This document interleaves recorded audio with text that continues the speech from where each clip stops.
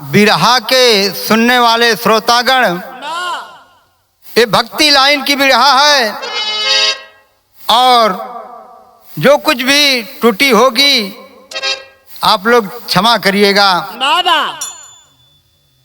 मैं गायक कलाकार जमुना यादव आजमगढ़ की धरती से, तो भैया गाने का भावा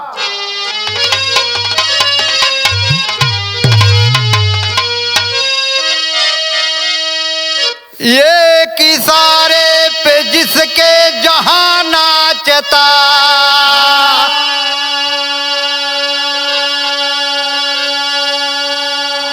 चर अचर को जो बांधा है एक तार से,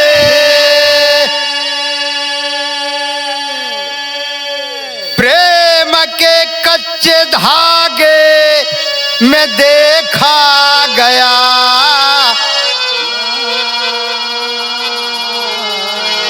भक्त है बांध लेता उसे प्यार से।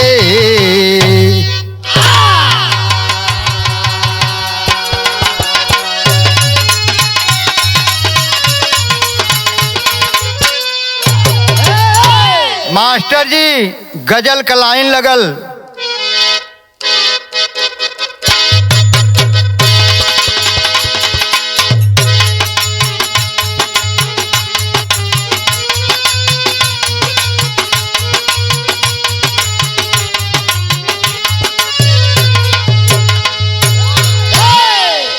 आसमां से उतारा गया है,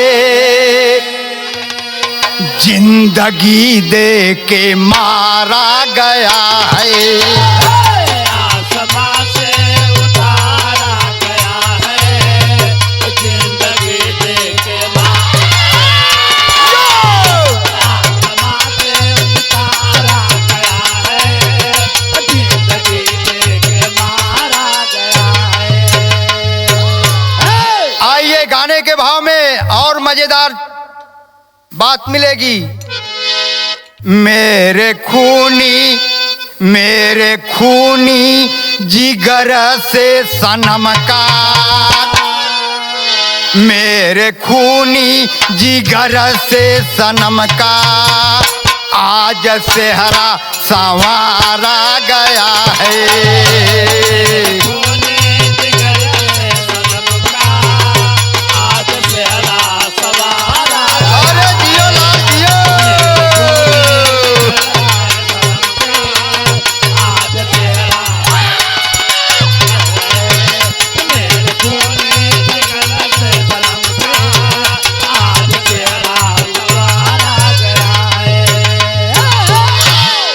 कि कब्र में मेरे अरमा दफन कर, कब्र में मेरे अरमा दफन कर, फिर क्यों खंजर से मारा गया है।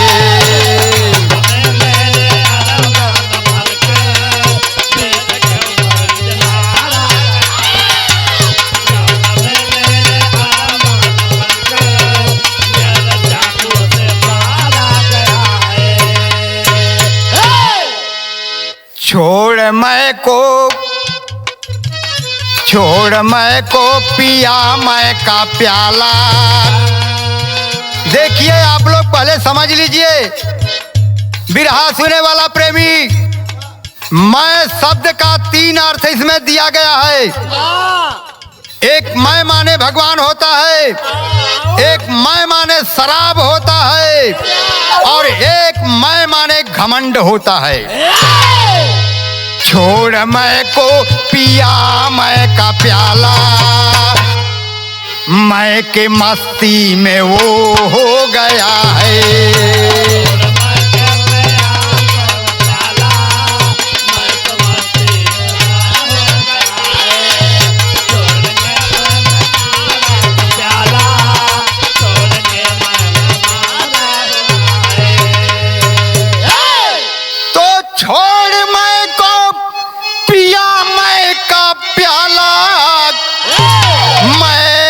मस्ती में वो हो गया है। है। मैं से मैं को, अरे मैं से मैं को अलग कर दिया जो, तू ही तू मेरा माँ हो गया है। समय को अलग कर दिया है, जियो जियो हो गया है। मैं समय को अलग कर दिया है, तू मेरा तो हो गया है। मराठा जिला कृष्णा नदी की निशानी है। पचई ग्राम के एक ब्राह्मण की कहानी है। सलौने सांवरिया का सुखिया बनी दीवानी थी। सास ससुर या सजनवा से परेशानी थी। तीनों का जुल्म बिचारी हमेशा थी सहती। सनम के याद में हमेशा यही थी कहती।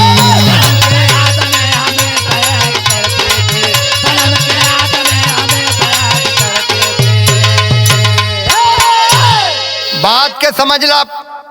जिला मराठा कृष्णा नदी के किनारे पचई ग्राम है। वहां के निवासी एक ब्राह्मण की परिवार थी। दो परानी पंडित रहना, एक लड़का एक पतोह। गुजारा होत रहल, लेकिन सुखिया बहु जवन रहल भगवान कृष्ण का परम भक्ति नहीं रहल। भगवान के कैसे भजे, कैसे तर्ज आगे ले मास्टर।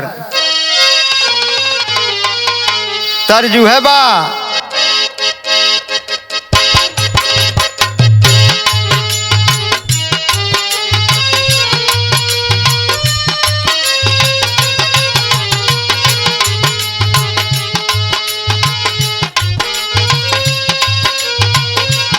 वाह भाई वाह।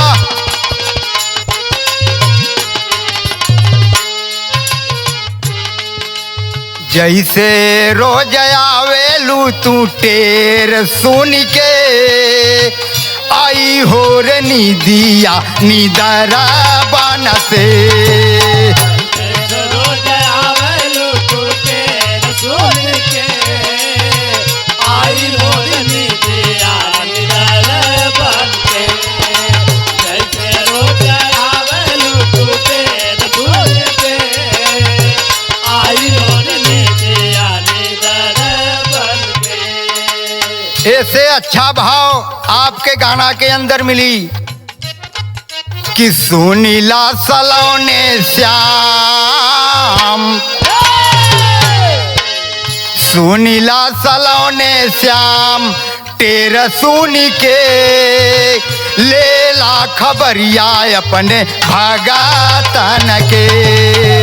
लीला सवना श्याम तेर बन के, लीला खबरिया भगत के।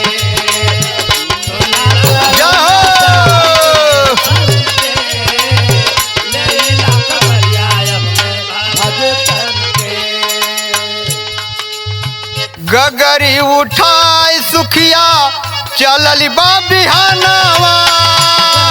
उठाए सुखिया चलल बिहाना, गगरी उठाए सुखिया चलल बिहाना। जाहि दिन लागल पंडर पूरा के नहानावा।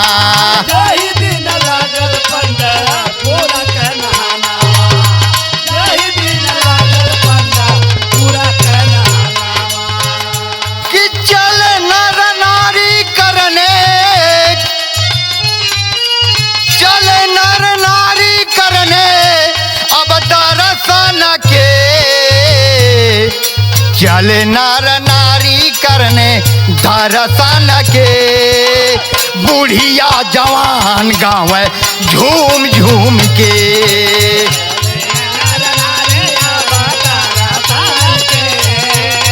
गोरिया जवान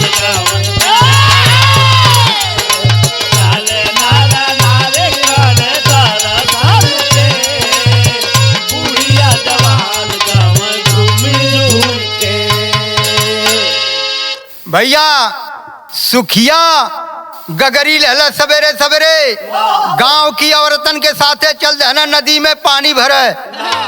आय हर वही दिने विठल बाबा का मेला बा, दर्शन के पब्लिक जात बा और दर्शन करे जे जात बा तो मेलहरू गीत गावत रहना बड़ा बढ़िया। कौन गीत?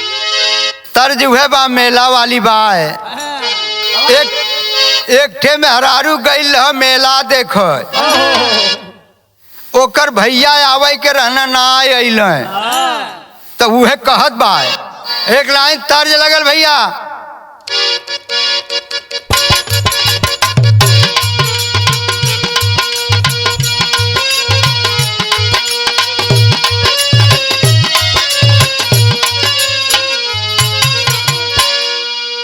बोहरिया पारो मेलावा में, अरे भैया ना बेटा हो बोहरिया पारो मेलावा में। भैया ना बेटा हो बोहरिया पर मेलावा में, भैया ना बेटा हो बोहरिया पर मेलावा में।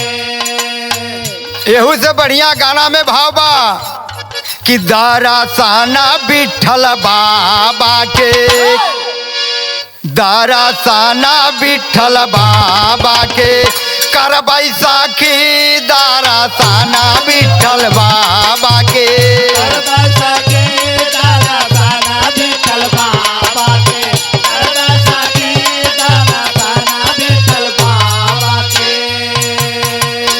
कंचन थाल कपूरल बाती हो,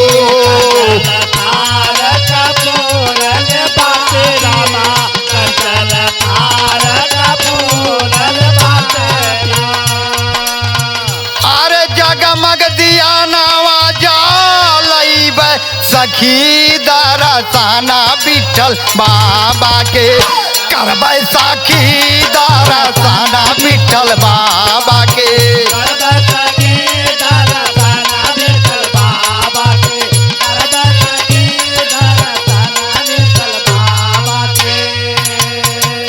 मेलहरू यह गीत जात रहना गावत भैया।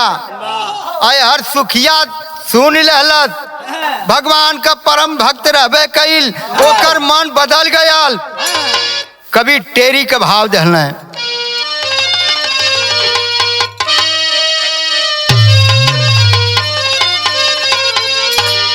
अरे अनुरागल मोरे भगती में मनवा हो, मोरे राम। अरे अनुरागल मोर भगती में मनवा, ए भ्रमरी श्याम सलवने भंवरा बिन भय पागल, अनुरागल मोर भक्ति में मनवा।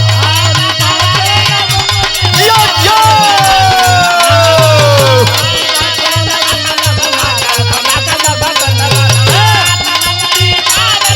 जिया ला जिया।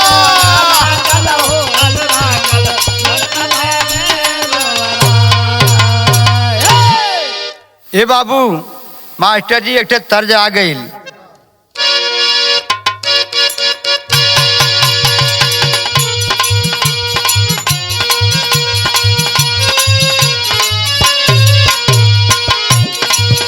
बाबा इहा इहा। एक ठे मेहरारू अपने पति के संगे गई है मेला में, और ओकर साथ छूट गयल बलमुआ से, तो वह कहत बा घरे आके के अपने अम्मा से, कल मेला में सैया हेराइल हमार, अब का करी।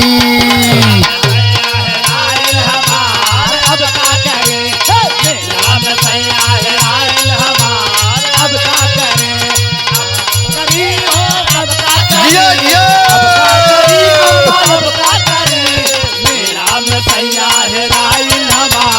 जय हो भोलेनाथ की।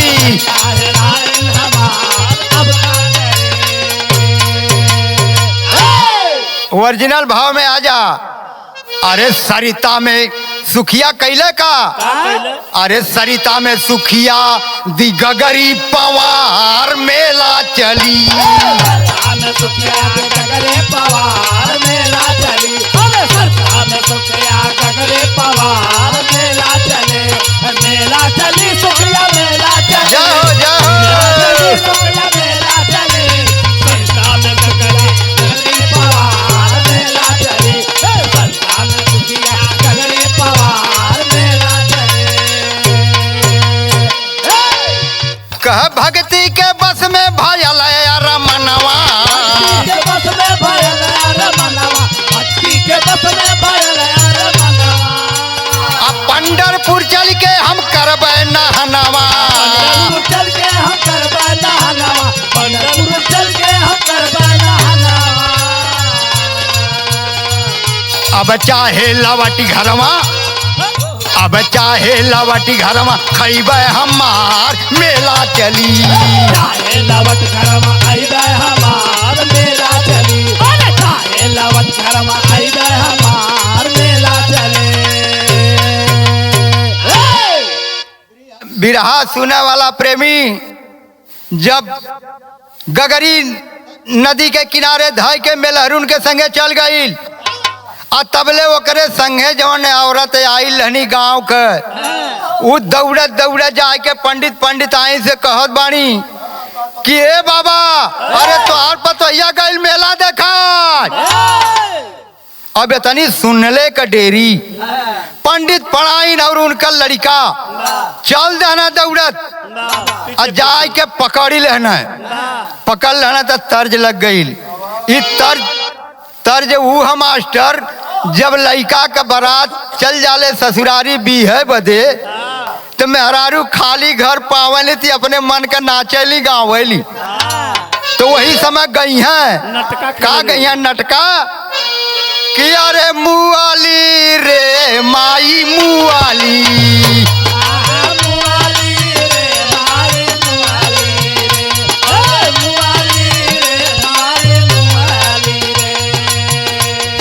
आप पेटवा में डलले रही कपड़ा अब ओकर निकाल के तो का कही है अरे जियाली रे माई जियाली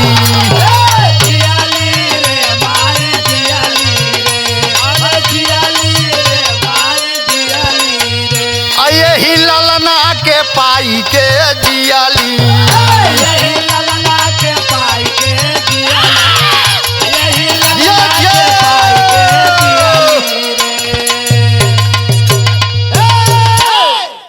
ए भैया अब दौड़ा के पंडित पढ़ाई ना उनका लड़का पकड़ लेना है पतोहिया के हाँ तो कह धाई लाए रे तीनों धाई लाए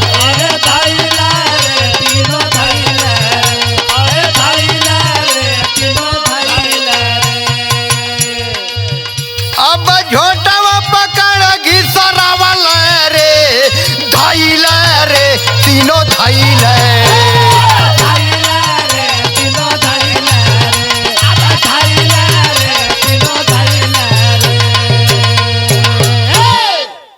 पकड़ के मारत पीटत घिसरावत लेके घरे अइले कैले का सास ससुर ले बेला ना वैसे मारे हो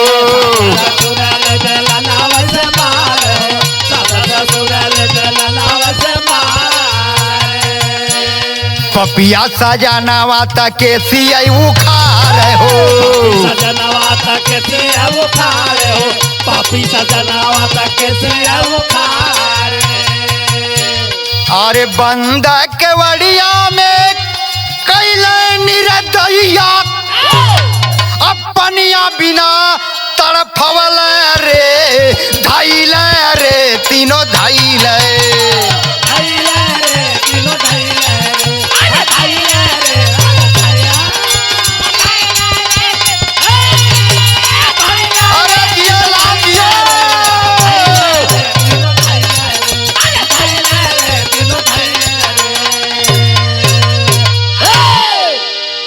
ए भैया घर में बंद कर दिला सुखिया के अब बेचारी वही में बंद पानी दाना बिना तड़पड़ाती। अब ओके के याद आवत हो के? भगवान आनंद कंद कृष्ण मुरारी को याद करती है। अब कहत का बा तर्ज लग गई। तर्ज है बा एक ठे दुल्हन का दुल्हा बम्बई या कलकत्ता जाए वाला रहना तो वो कहत बा एक लाइन तर्ज लगल मास्टर। अरे जियरा कबले जराई बात अब बतावा बालमा आया जरहबा की जैव्या बता द बालमा।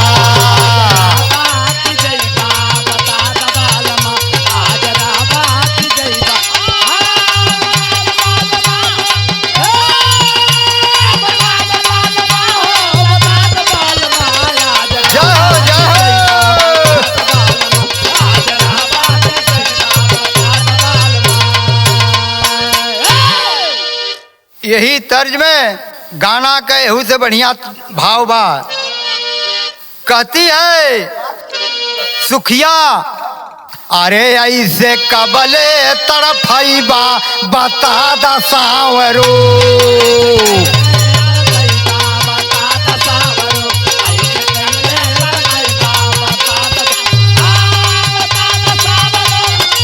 अरे जिया लाल जिया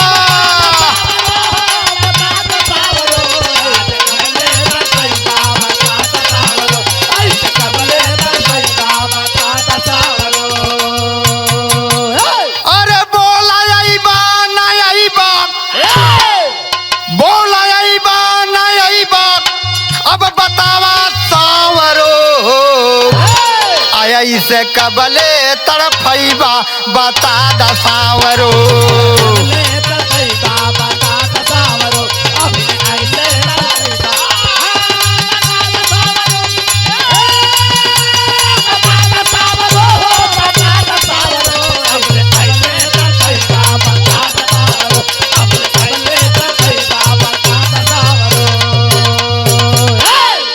सुखिया घर के अंदर बंद है। भगवान आनंद कंद कृष्ण मुरारी को कहती है कि हे प्रभु आएंगे कि नहीं आएंगे, हमारी भी बात सुन लीजिए। कल जब लेना करब तो हार दरसनावा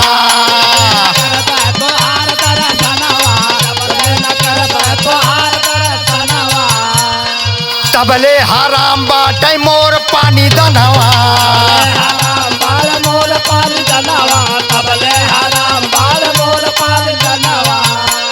अरे लाज रखबा न रखबा अब बतावा सांवरो आई से कबले तड़फैबा बता द सांवरो।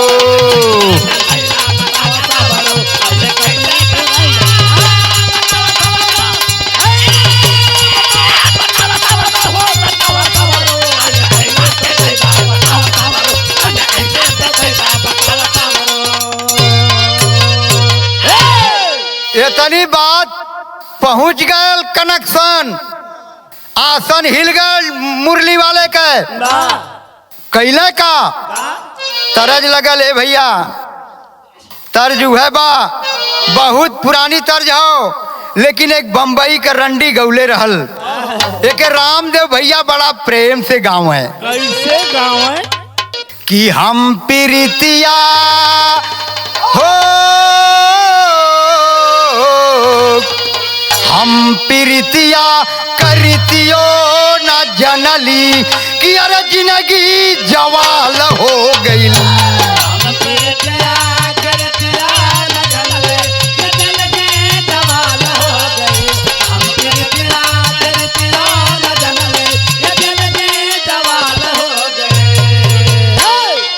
कि हम प्रीतिया करतियो न जनली अरे जिंदगी जवाल हो गई। बंद अखियन हो बंद अखियन में प्रीतम के पवली तो बहुते कमाल हो गई।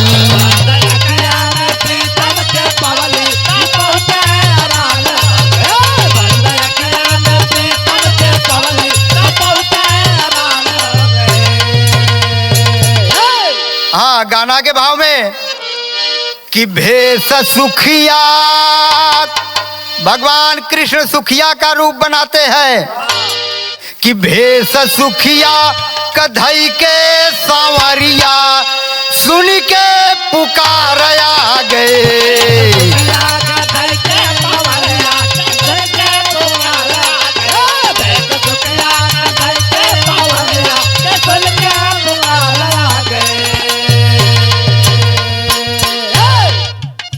भेष सुखिया कधैला सांवरिया सुन के पुकार आ गए।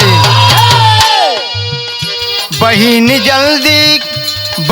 जल्दी कैयावा नहनवा, अरे ये बीरनवा तोहार आ गए।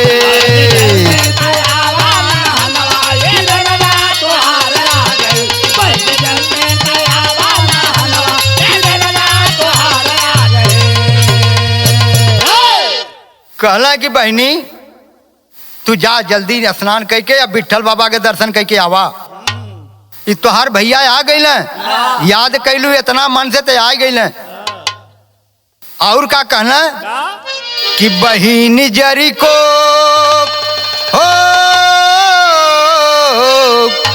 बहिन जरी को ना करी हाय बेरिया, अरे जसोदा दुलार आ गए।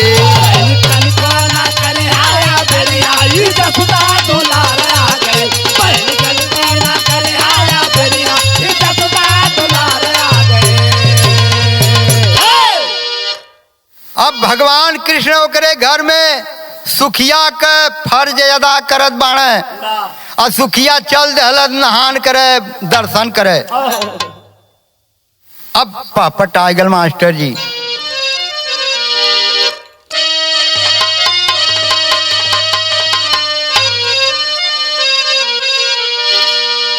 अरे बने मुरारी पंडित के अब जननवा तीनों जान ले। ए भैया बने मुरारी पंडित के आज जननवा तीनों जान ले। आइए हवर भगतिन करने चली नहनवा तीनों जान ले।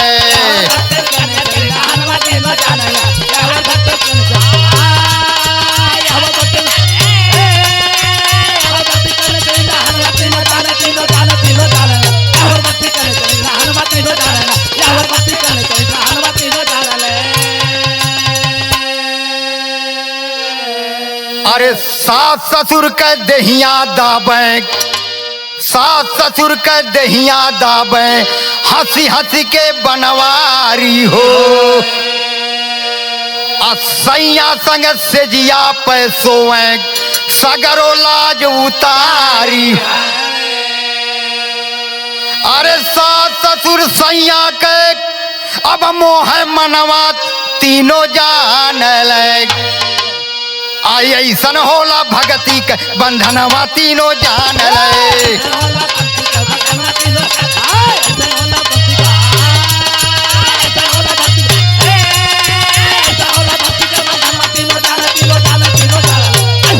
अरे जियो लाल जियो।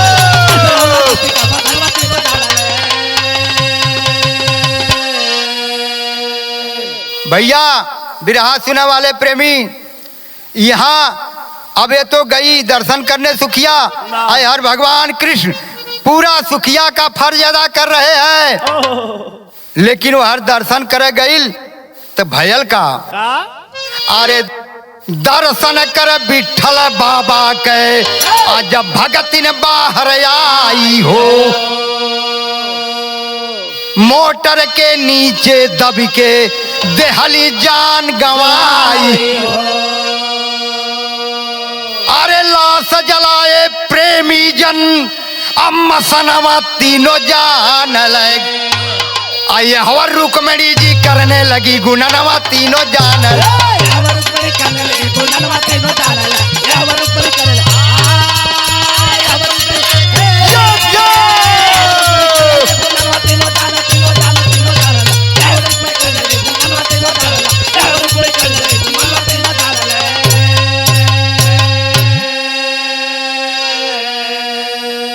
भाव आल्हा के आगल। रुक्मणी जी मन में विचार करती है कि अरे बाप रे बाप, ये तो बड़ा गड़बड़ हो गया। हमार पति जाए के ओकरे घरे फंसवे, आई मर गई, अब वो कैसे आई है। पहुंच गई नी रुक्मणी जी शमशान भूमि पर और जा करके कैली का यही के कहल जाला, कभी भाव दहले हमें आल्हा के।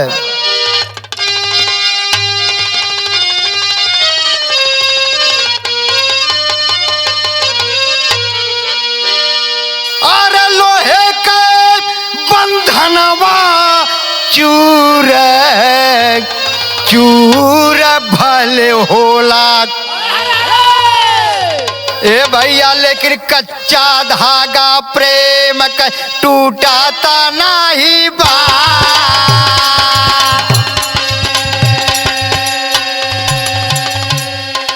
ये हर ब्राह्मण के गुजरिया बन के झंकल सवारिया।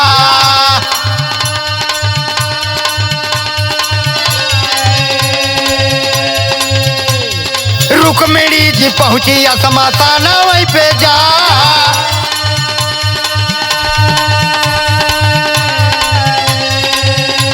अब चीतावा का राखिया बटोरैले भवानिया।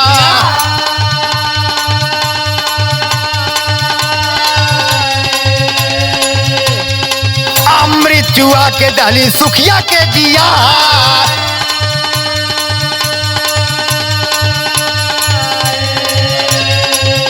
अब कहली बहन जल्दी चली जा भवानवा।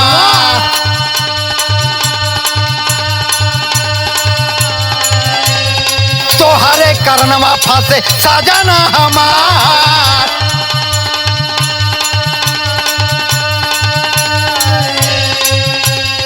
अरे गगरी उठा सुखिया चलली बा भवनवा और वहां से मुरारी हो गई ले फरार।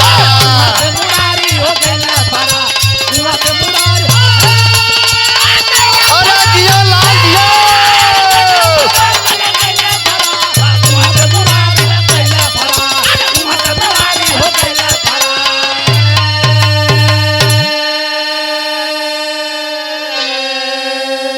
रुक्मिणी जी आती है, चिता की राख को बटोरती है और अमृत चुआ करके सुखिया को जीवित करती है और वहां से कहती है कि बहन जल्दी जाओ, हमारे पति आपके कारण फंसे हुए हैं, उनको छुड़ाओ बंधन से। सुखिया जब घर पे आती है गगरी लेके, तब का भयल आखिरी प्रमाण दादा वाला बा। पंधारी दादा के धुन अलग बा।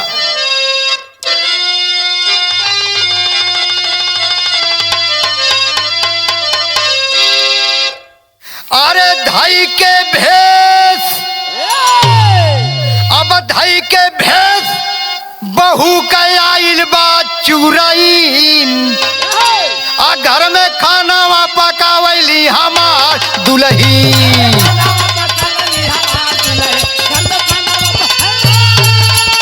अरे जिया राजियो।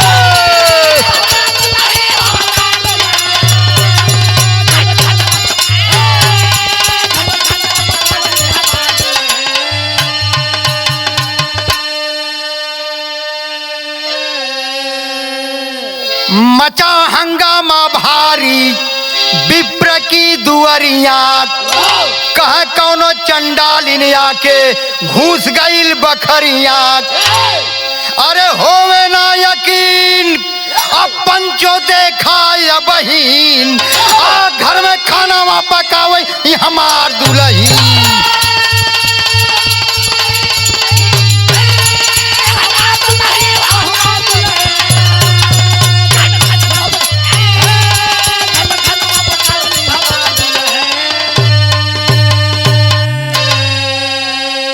हाँ बिरहा प्रेमियों, वो जमाना था दिया डेबरी का। गांव वाले दिया लेके घर में देखे, तलाशे, लेकिन चुरैन नहीं मिली। कौन मिला? अरे सुखिया मिलल घर में और नहीं कोई। सागरी कहानियां बताई रोई रोई।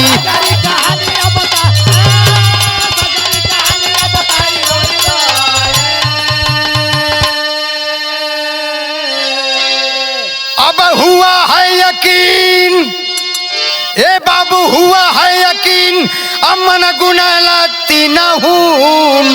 अरे घर में खाना वा पकावे ई हमार दुलही। अरे जिया लाल जिया।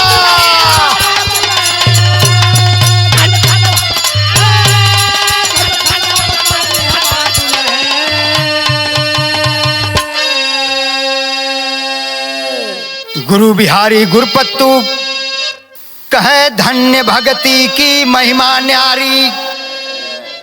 सरजू सोहित ग्वाल कभी देहाती कहे सुखिया तीनों पापिन के तारी हो।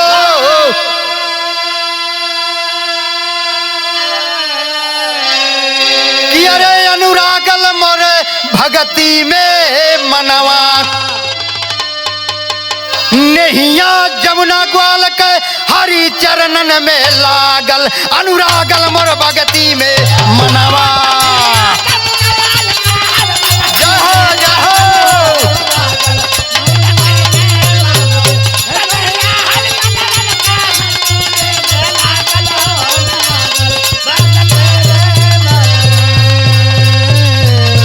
अरे कागजा के नैया हमारे गुरुजी बनवल माई शारद मोरी नैया के कह देबू किनार।